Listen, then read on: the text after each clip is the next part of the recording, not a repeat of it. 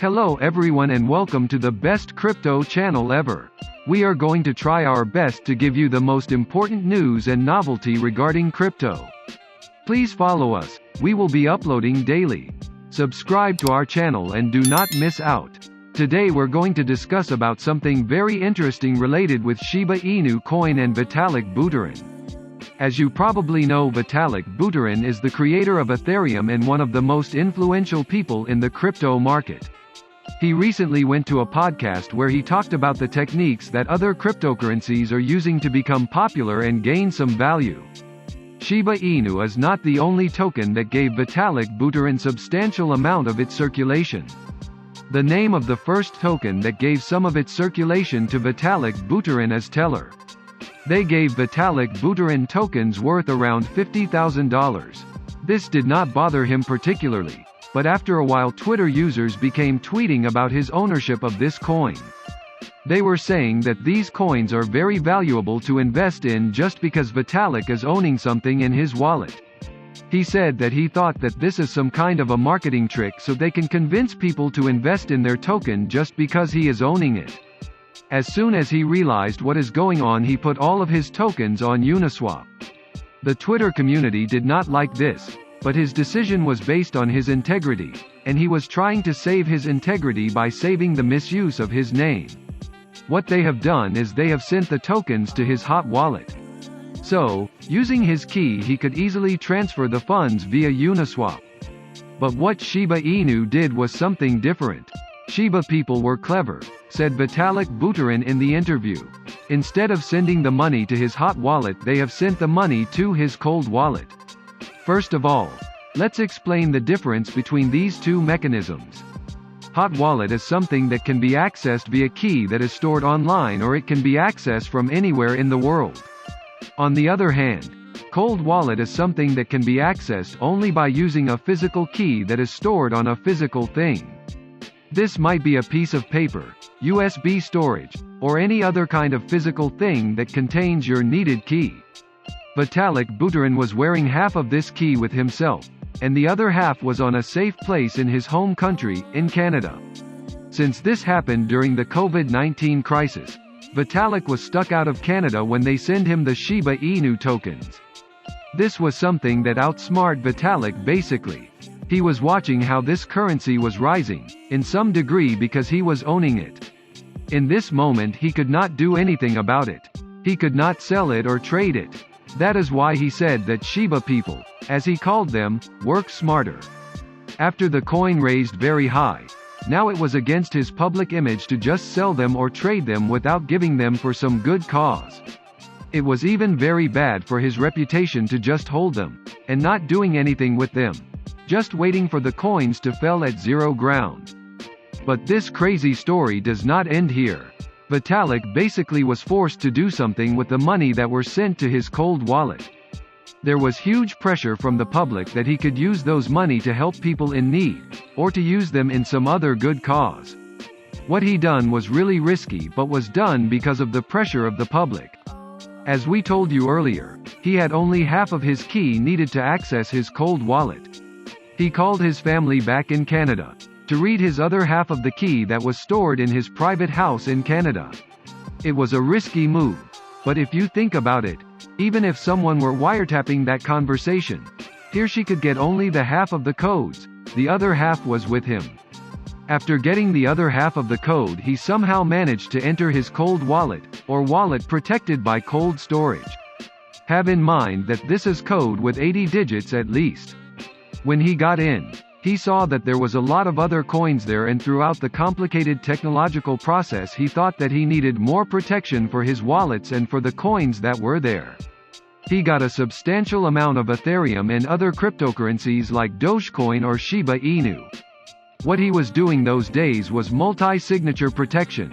That is a very complicated process in a programming.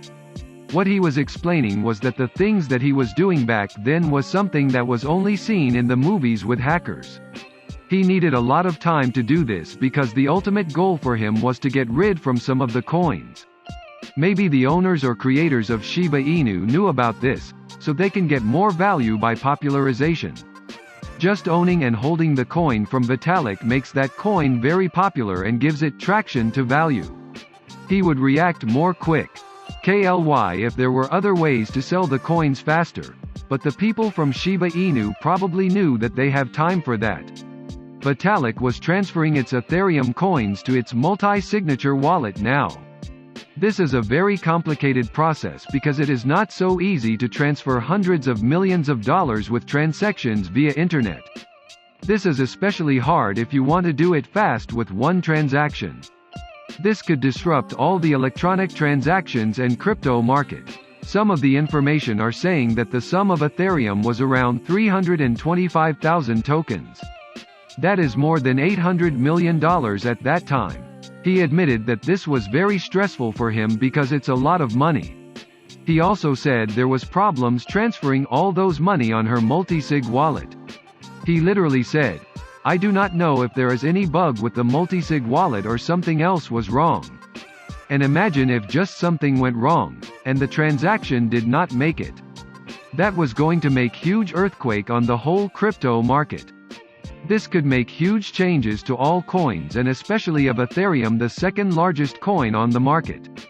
He had also very little time to consider what he was about to do with his other tokens that were given to him. He had small amount of time because more he waited the bigger was the chance for the tokens to fail, and all of his charity is going to be doomed. As we mentioned earlier, he was pressured by public to do something with those money, for example to donate them. Longer he waited, bigger the risk for those tokens to become worthless. In the worst case scenario, if this happens, his donations are going to be worth absolutely nothing.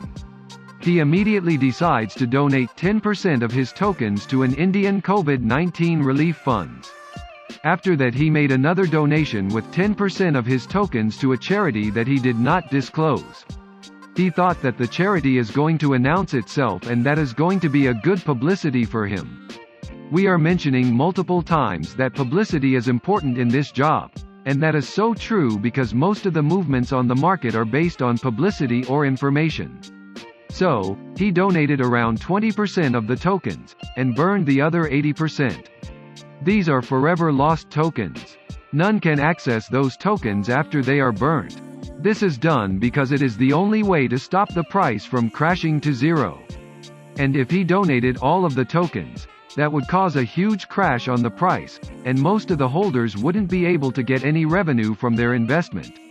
He was doing this because he transferred the tokens to the charities, and if he transferred all of it, price will fall.